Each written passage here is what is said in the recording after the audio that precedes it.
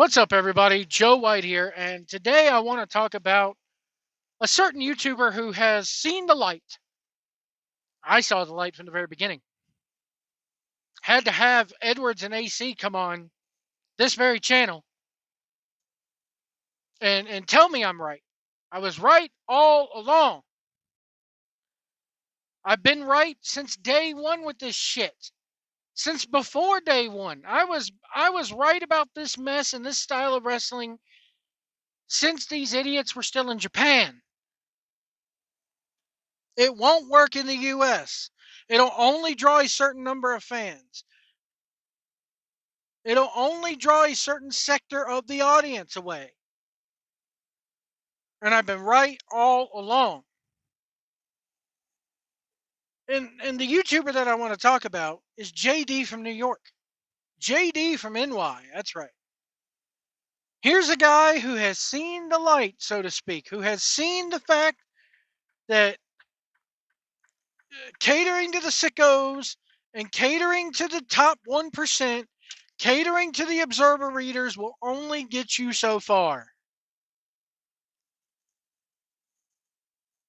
And that Meltzer has complete blinders on. Meltzer is just tone deaf, completely tone deaf to it all. And why? Why is he tone deaf? Because Meltzer has finally gotten what he's always wanted. He's got an inside look at the business. He's practically in the business. Now, I'm not going to go as far as to say he's on Tony Khan's payroll, but because he does criticize AEW, but it's a simple fact that he won't criticize them in the right way. He won't come out and say that it's Tony Khan's booking. He'll come out and go, well, they just need to get storylines, and they have new storylines, and they have so many storylines that they don't even know what to do with, and they can't keep track of it all, and blah, blah, blah, blah, blah. And I'm just sitting here going, dude, why do they have so many storylines? Why do they have so much, what is the problem? It's not the storylines. I dare even say it's not even the wrestlers at times, most of the time. Because the wrestlers are just doing what old Money Mark Khan wants. It's Tony Khan's booking. It's the fact that we got a Money Mark who used to spend his daddy's money going back and forth to the ECW arena and used to, instead of building social skills, sat on his computer all damn day on Prodigy Chat and on message boards and on the observer board and on eFeds. We got a guy like that running things. And JD from NY brings up a good point. He brings up a really good point. Meltzer wants to bring up the fact that, it doesn't matter because AEW is the contract year, and AEW got the contract, and AEW is going to be $50 million profitable next year. Yeah, but with nobody watching, what good is having a profitable company if no one's going to watch it? And I'm sorry, but you should not be relying solely on your TV deal to be profitable.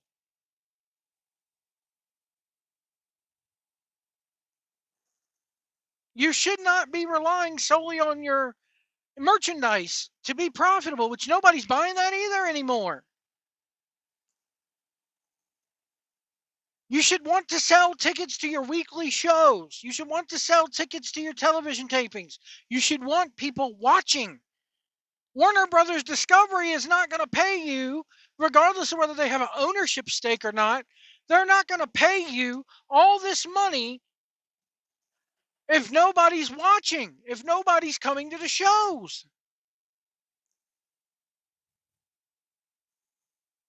They're going to cancel you. They are going to cancel you. They will cancel you. And if things keep up like they're doing, if Tony Khan does not admit that he should step down as booker and let somebody else take it over for at least 6 months, why can't we do what Lawler did in Memphis? 6 months out of the year, Lawler booked. The other 6 months out of the year, Jerry Jarrett booked. Then they would go back and forth. Why can't he strike a deal where, hey, 6 months out of the year, Bryan Danielson is going to book this. And then in the other 6 months of the year, I'm going to book this. Because Tony Khan, as JD from NY pointed out, is power hungry. He's a narcissist. He has no people skills. And he just wants the credit. He wants to be the center of attention. And it's going to cost him his business.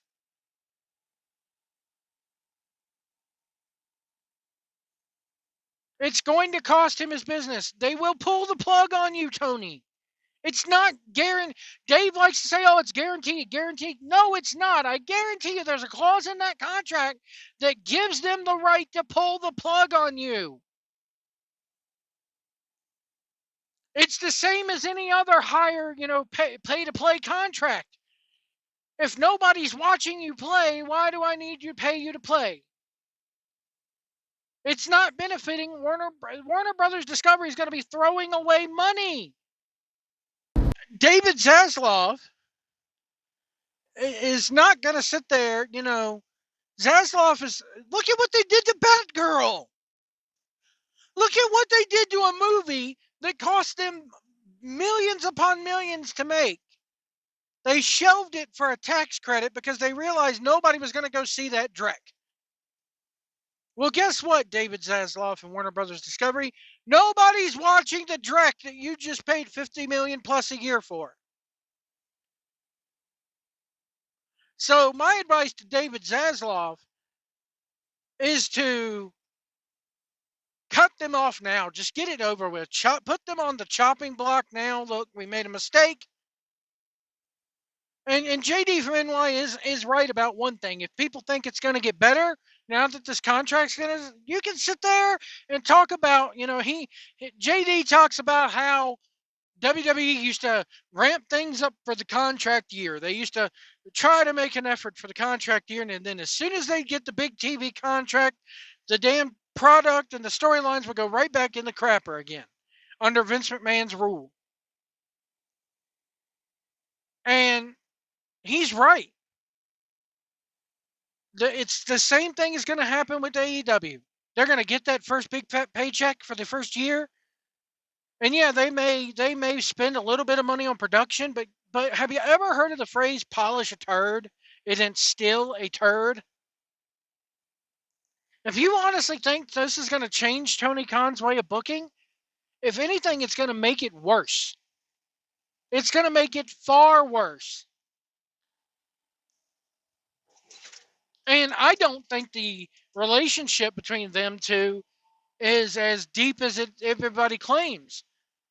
They wouldn't have had to shop the product around at all if that were the case. But they were. They were shopping it to Showtime. They were shopping it to the Paramount Network. They were shopping it to all the other the Viacom. So I don't think that, which Viacom, Viacom, it's all Warner Brothers Discovery, but still, they wouldn't have had to shop it around to other people if the relationship with WBD was that strong. But it's not that strong. And Zaslav and everybody who's over Warner Brothers Discovery needs to take a good hard look at the ratings and the attendance. Yes, you need to look at the attendance. Do you want empty arenas being shown on your network? I wouldn't. I would look at this and go, what the fuck are we doing? What are we putting on? We could put on reruns of goddamn Big Bang Theory and draw just as much viewership with this, and it looks 10 times better. We could show movies. We got the entire Turner library. The entire Warner Brothers library. We could goddamn put Batman v Superman in there and it would draw more viewers than this. And JD from NY goes, the Wednesday before Thanksgiving is down year over year. He's absolutely right. Were more people not celebrating Thanksgiving last year as opposed to this year? No. It's called the product is deeper and deeper in the toilet. Not even in a toilet. It's in a porta potty. A porta john. The only people who would watch this are the sickos. That's it. That's your fan base. And I've said it all along. That's what they cater to. That's what they want to cater to. As long and guess what? How pissed was Dave Meltzer when Tony Khan did not win Booker of the Year last year? And I don't think he's going to win it again this year. He doesn't deserve it. No matter how hard Meltzer puts this guy over and refuses to admit that he's killing his own creation, he's not Booker of the Year anymore. He's gone. I don't think it'll ever get it back. I don't think that the horse has left the barn. It never entered the barn in my book because I said it all along. It's a bunch of kids in a treehouse. It's a bunch of kids playing around, playing pro wrestler. Always has been, always will be. He talks about Cody Rhodes and CM Punk.